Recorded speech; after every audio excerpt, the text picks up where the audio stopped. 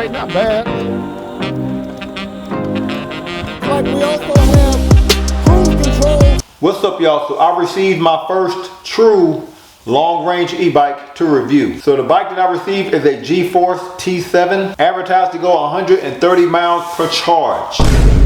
What? That makes this the longest range I've ever reviewed on an e-bike before, especially an e-bike with just one battery. And that's because this has a 48 volt, 60 amp hour battery. That is the most amp hours I've had on a battery before. So this bike weighs 79 pounds. The maximum weight of the rider is 400 pounds, advertised to go 28 miles per hour. But we're gonna test that out. Has all-terrain tires, has a 750 watt motor with a 1300 watt peak. So I'm pretty excited. I think what I'm gonna do is 2 videos. The first video, I'm gonna unbox it, go through all of the features, go on-road, go off-road, things like that. Second video, I'm gonna see how long it takes me to lose the battery bar. So we're gonna do like a range video. So let's get this thing unboxed.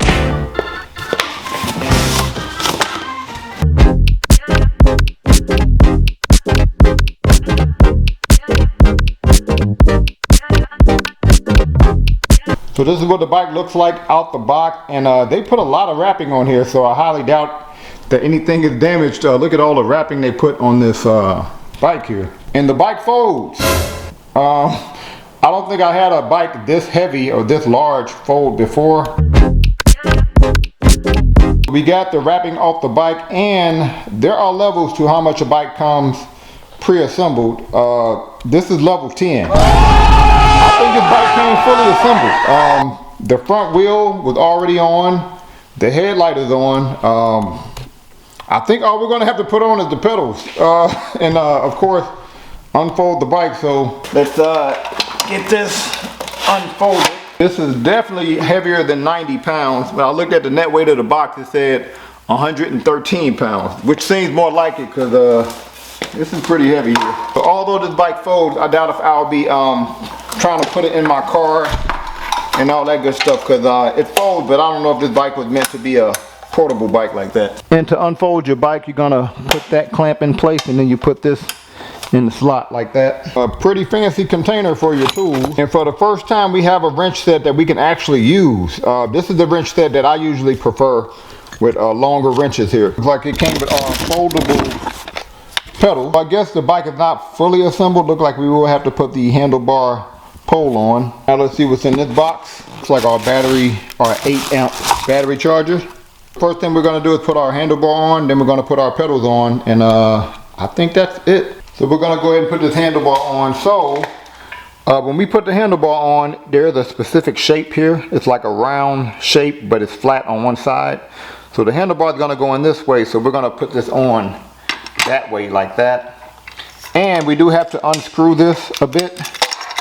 Here, we have to unscrew this a little bit to get this gray part at the bottom lower. That way it'll fit in here. So then we can easily put that in there.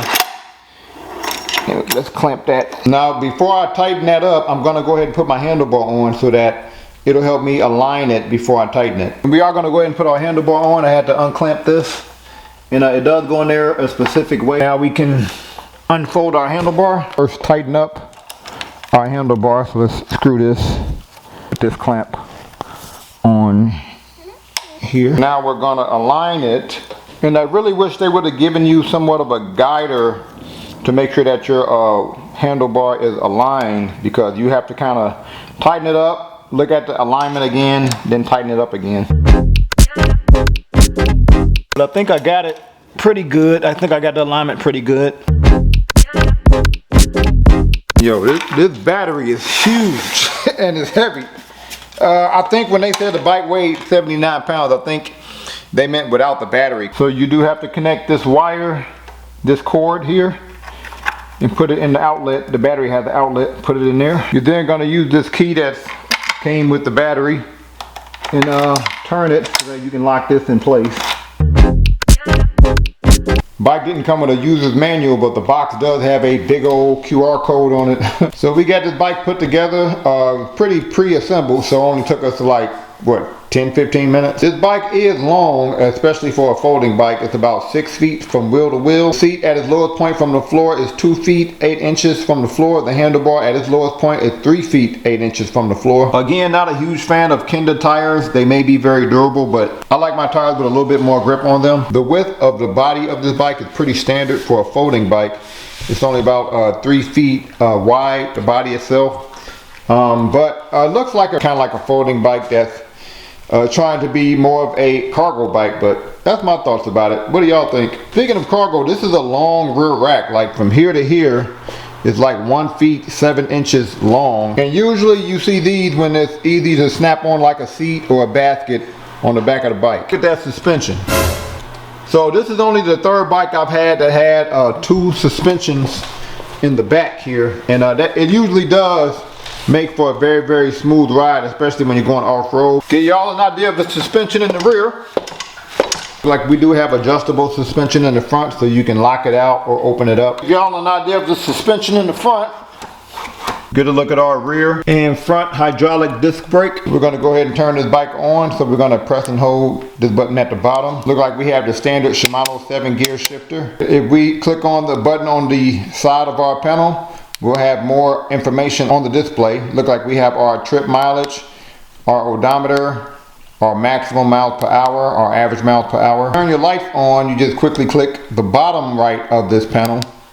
Now you see our indicators on there. Now my headlight is on and my bright rear light is on. Handlebar width is pretty standard for an average folding bike. It's about 2 feet wide, and which is pretty interesting. I would think the handlebar would be a little wider for such a long bike. So now we're going to go through some of the basic items on your display here. We do have our speed calculator here, and I do think you can change that from miles per hour to kilometers. We do have our pedal assist mode, and you press plus or minus to change your pedal assist mode. We have our odometer at the bottom. Now we do have several advanced settings. One set of advanced settings, you're going to press and hold the plus and the minus button, and then that takes us to our first level of advanced settings. This is to reset our trip mileage. So if you want to reset it, you press up and down to go from one setting to the next.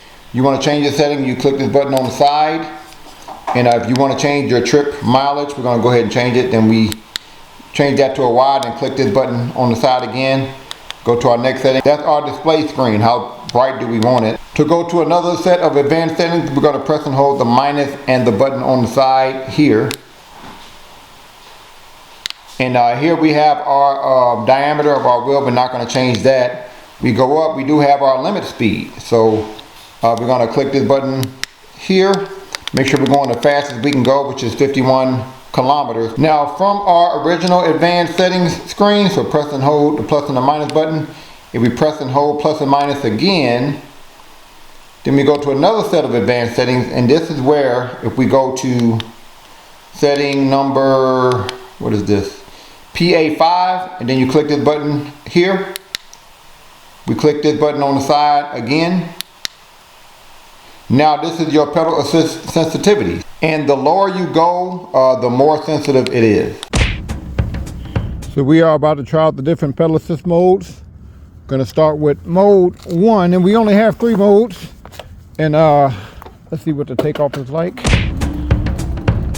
Okay, it starts immediately, so that's good. See how fast we go in mode 1 here.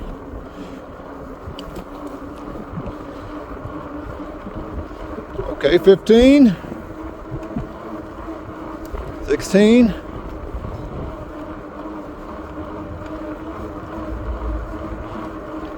yeah, and this bike is a bit gradual.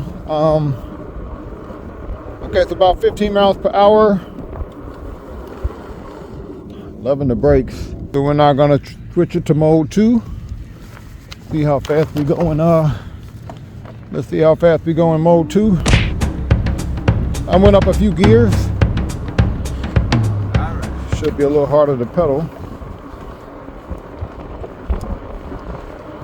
Okay, the bike is pretty gradual, so it takes a while for it to get to the maximum speed it seemed like so far. So 17, go down a gear.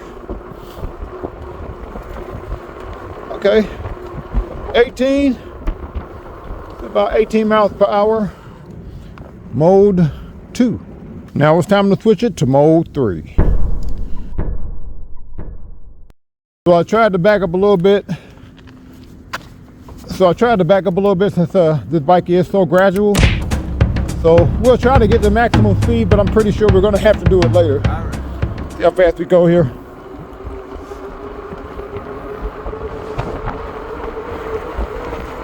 Okay, 23, 24. Okay, 26. Almost got to 26. But again, this bike is gradual. I love the brakes. But again, this bike is really gradual, so. You must really like that suspension, huh? What'd you think of that suspension?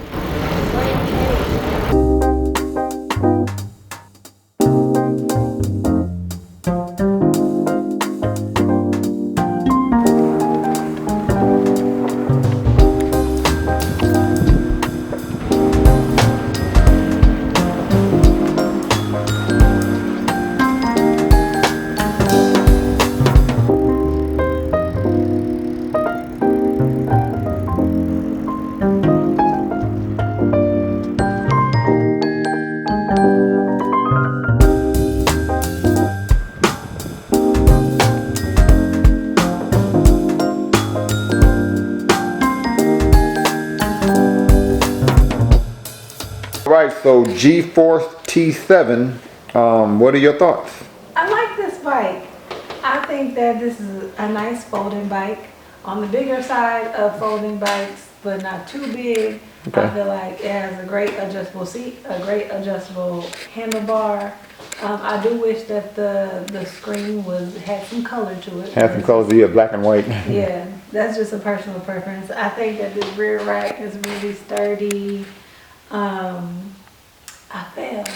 You did fall. I fell. You fell, and I think that's because, number one, it's a folding bike, so your turn is on a swivel. But you fell while you was going like 3 miles an hour. So, right. So it wasn't that bad. Wasn't that bad. Yeah. The bike's suspension is absolutely amazing. The suspension is up there, huh? Man, it's really up there because I felt like I was on clouds when I was hitting. When I was hitting all the off-road stuff. This seat is bad. Terrible. It felt like I'm sitting on 2 cans of tomatoes. You know the big cans that you make chili out of? One on each cheek. I'm just sitting on that. Right, it's hard. Yeah, it's okay right here, but it's really hard around it. Okay. So what do you get this bike on the scale from 1 to 10? Go 9. 9. Okay, got a 9. We're about to get our point of view shots in. A beautiful day today. It's been cold here, but it warmed up today, so great opportunity to get these shots in. First thing we're going to do today is try out our all-terrain tires. So we have Kinder all-terrain tires, so let's start out by going through some gravel here. Okay. And, not as grippy as I would like on gravel, but sure it's durable, but a little slippery. That's one thing I don't like about Kinder tires is they do tend to be a little bit more slippery than most, but very durable. Yeah, so okay. All right, gonna now do a little off-roading. I will do more later, but I figured let's go through some grass that's on a flat grass, I guess, for lack of a better word. Grass without any hills. Let's see what that's like. Little throttle here. Go up mode. Okay. Not bad. Not the best suspension, considering that it has 2 of them in the back, but pretty smooth. Okay. Not bad at all. Let's hop this. Okay. Now, one thing I would avoid doing in this bike is leaning, because your handlebar is on such a swivel of a front fork. Up and down the pole, the handlebar pole is up and down, and because these tires are slicker, more slicker than I would like, I would say make sure you don't do a whole lot of leaning on this bike. Let's now do some more off-roading, but this time this off-road got some hills on it, so let's see what this is like here. Okay. All right, not bad.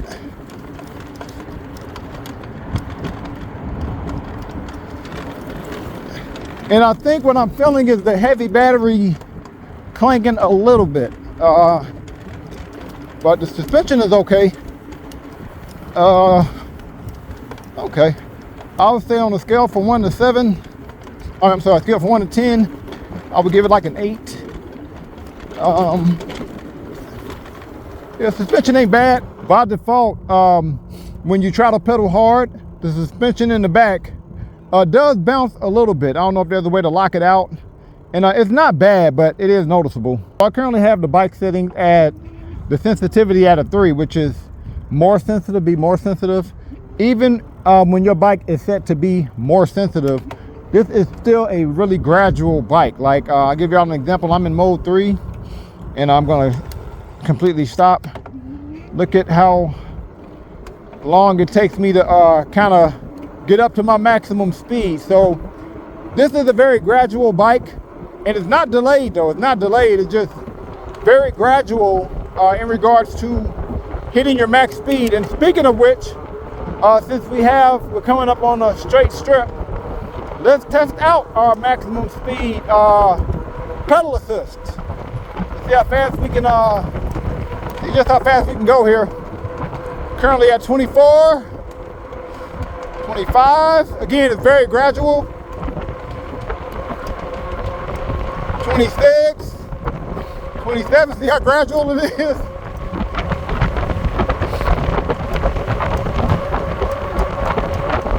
28, 29. Okay, I kissed 29 there for a little bit. Okay, so I'll say like let's just say 28 miles per hour max speed. Let's now try max speed throttle only, so I'm not pedaling. And again, this bike is very gradual, so I'm sure it's gonna take a while for me to get to the maximum speed, but I figure I'll try anyway. 25, 28, 29, 30, okay. 31, 32, 33. Damn, I got up to, all right, so that's 33 miles per hour. Looks like we also have cruise control, so I'm cruising at 33 miles per hour, throttle only. I'm not pedaling, so that's pretty cool. And to get out of cruise control, just hit your brakes. So we're about to test out how this bike performs up a hill, and I'm doing throttle only, so I'm not pedaling, so that we only include the electric part of the bike. So let's see how much speed we lose going up a hill. About 28 miles per hour going into the hill. So let's see how much we lose here.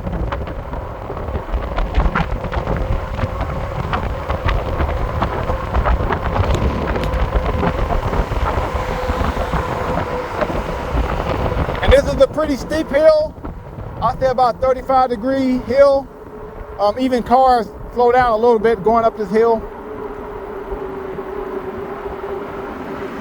Okay, 28. Now it's 18, 17, 16. Oh man.